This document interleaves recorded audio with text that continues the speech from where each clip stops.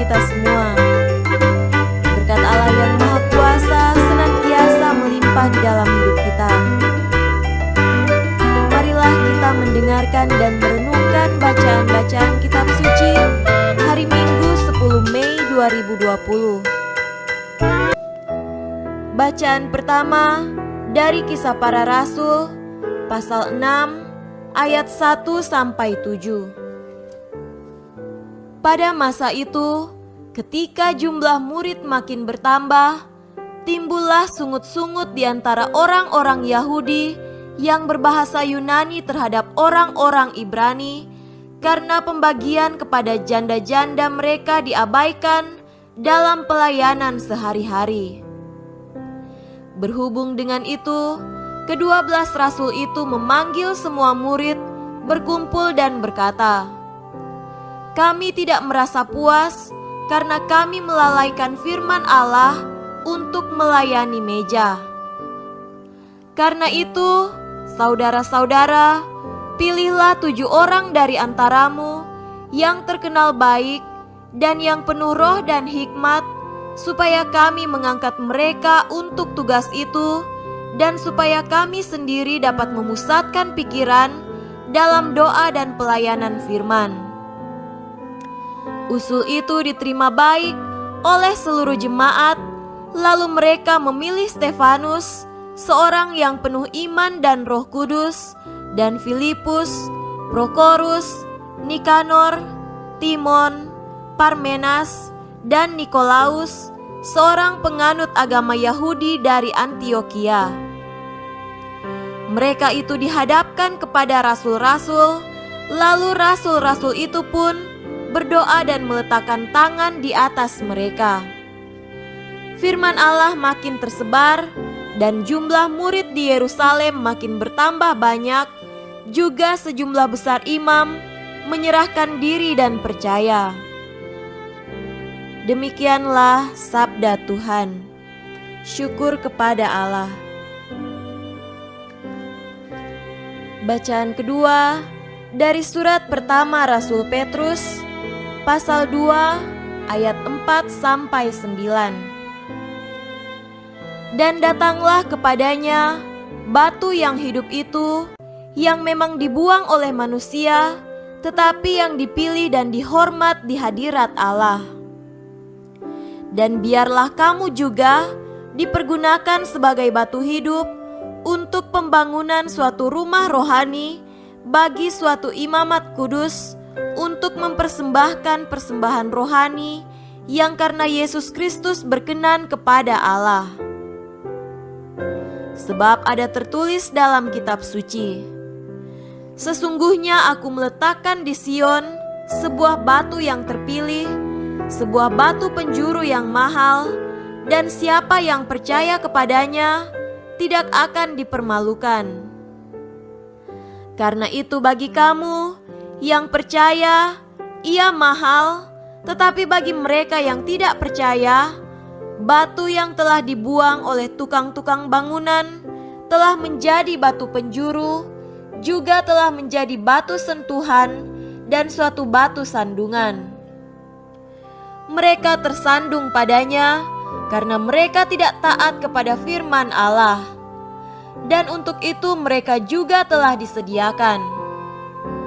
Tetapi kamulah bangsa yang terpilih, imamat yang rajani, bangsa yang kudus, umat kepunyaan Allah sendiri, supaya kamu memberitakan perbuatan-perbuatan yang besar dari Dia yang telah memanggil kamu keluar dari kegelapan kepada terangnya yang ajaib. Demikianlah sabda Tuhan. Syukur kepada Allah. Tuhan beserta kita sekarang dan selama-lamanya.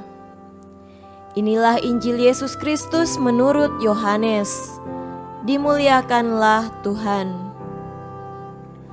Injil Yohanes pasal 14 ayat 1-12. Janganlah gelisah hatimu. Percayalah kepada Allah, percayalah juga kepadaku. Di rumah Bapa-Ku banyak tempat tinggal. Jika tidak demikian, tentu aku mengatakannya kepadamu. Sebab aku pergi ke situ untuk menyediakan tempat bagimu. Dan apabila aku telah pergi ke situ dan telah menyediakan tempat bagimu, aku akan datang kembali dan membawa kamu ke tempatku, supaya di tempat di mana aku berada, kamu pun berada. Dan kemana aku pergi, kamu tahu jalan ke situ. Kata Thomas kepadanya, Tuhan, kami tidak tahu kemana Engkau pergi. Jadi bagaimana kami tahu jalan ke situ? Kata Yesus kepadanya, Akulah jalan dan kebenaran dan hidup. Tidak ada seorang pun yang datang kepada Bapa kalau tidak melalui aku. Sekiranya kamu mengenal aku, pasti kamu juga mengenal Bapa-Ku. Sekarang ini kamu mengenal Dia dan kamu telah melihat Dia. Kata Filipus kepadanya, Tuhan, tunjukkanlah Bapa itu kepada kami, itu sudah cukup bagi kami. Kata Yesus kepadanya, telah sekian lama aku bersama-sama kamu, Filipus, namun engkau tidak mengenal aku. Barang siapa telah melihat aku, ia telah melihat Bapa. Bagaimana engkau berkata, tunjukkanlah Bapa itu kepada kami? Tidak percayakah engkau bahwa aku di dalam Bapa dan Bapa di dalam aku? Apa yang aku katakan kepadamu, tidak aku katakan dari diriku sendiri, tetapi Bapa yang diam di dalam aku, Dialah yang melakukan pekerjaannya. Percayalah kepadaku bahwa aku di dalam Bapa dan Bapa di dalam aku. Atau setidak-tidaknya percayalah karena pekerjaan-pekerjaan itu sendiri. Aku berkata kepadamu, sesungguhnya barang siapa percaya kepadaku, ia akan melakukan juga pekerjaan-pekerjaan yang aku lakukan, bahkan pekerjaan-pekerjaan yang lebih besar daripada itu. Sebab aku pergi kepada Bapa. Demikianlah Injil Tuhan. Terpujilah Kristus. Saudara-saudari yang terkasih dalam Tuhan kita Yesus Kristus, tema renungan hari ini adalah, apakah aku mau selamat? Ada jalan di dunia untuk manusia dan kendaraan, ada juga jalan surgawi, yakni jalan menuju surga atau jalan menuju keselamatan. Orang sering berkata, jalan pikirannya runtut. Artinya, jalan pikiran seseorang selaras, bersesuaian atau logis. Kalau jalan fisik di dunia itu kelihatan, tetapi jalan pikiran itu tak kelihatan karena menyangkut cara seseorang yang berpikir dalam keselarasan. Demikian juga kita mengetahui ada jalan kepada kesuksesan, kebahagiaan, keberhasilan, kehidupan, tapi ada juga jalan kepada derita, kehancuran, bahkan kematian.